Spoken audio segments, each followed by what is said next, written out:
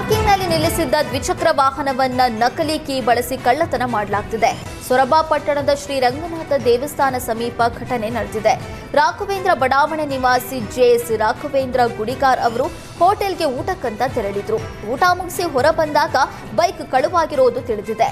CCTV ಕ್ಯಾಮೆರಾದಲ್ಲಿ ಪರಿಶೀಲಿಸಿದಾಗ ಇಬ್ಬರು ಕಳ್ಳರು ಬೈಕ್ ಕಳುವು ಮಾಡಿರುವುದು ಬೆಳಕಿಗೆ ಬಂದಿದೆ.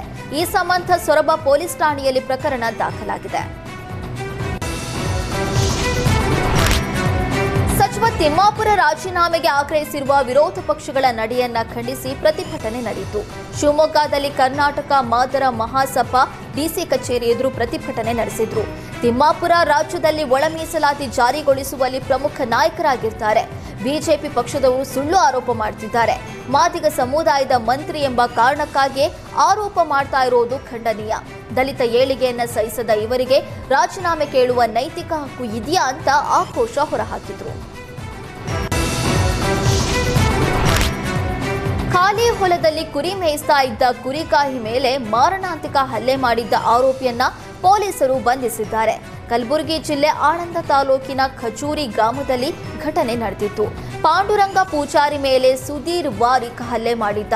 ನಮ್ಮ ಹೊಲದಲ್ಲಿ ಕುರಿ ಹಿಂಡು ಯಾಕೆ ಬಿಟ್ಟಿದ್ದೀಯಾ ಅಂತ ಜಗಳ ತೆಗೆದು ಮಾರಕಾಸ್ತ್ರಗಳಿಂದ ಹಲ್ಲೆ ಮಾಡಿದ್ದ. ಅರಕೇರ ಗ್ರಾಮದ ಪಾಂಡುರಂಗ ಪೂಜಾರಿ ತೀವ್ರವಾಗಿ ಗಾಯಗೊಂಡಿದ್ದು ಚಿಕಿತ್ಸೆ ನೀಡಲಾಗ್ತಿದೆ. ಸದ್ಯ ಸುಧೀರ್ ವಾರಿಕ್ ನನ್ನ ಪೊಲೀಸರು ಜೈಲಿಗಟ್ಟಿದ್ದಾರೆ. ಅಂಡರ್ ಪಾಸ್ ಸೇತುವೆಗೆ ಕೆಎಸ್ಆರ್ಟಿಸಿ ಬಸ್ ಡಿಕ್ಕಿಯಾಗಿ ಬಸ್ನಲ್ಲಿದ್ದ 19 ಜನರಿಗೆ ಗಾಯವಾಗಿದೆ.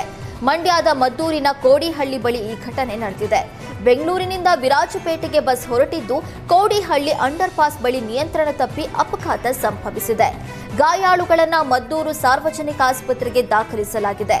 ಮದ್ದೂರು ಸಂಚಾರಿ ಪೊಲೀಸ್ ಠಾಣಾ ವ್ಯಾಪ್ತಿಯಲ್ಲಿ ಪ್ರಕರಣ ದಾಖಲಾಗಿದೆ.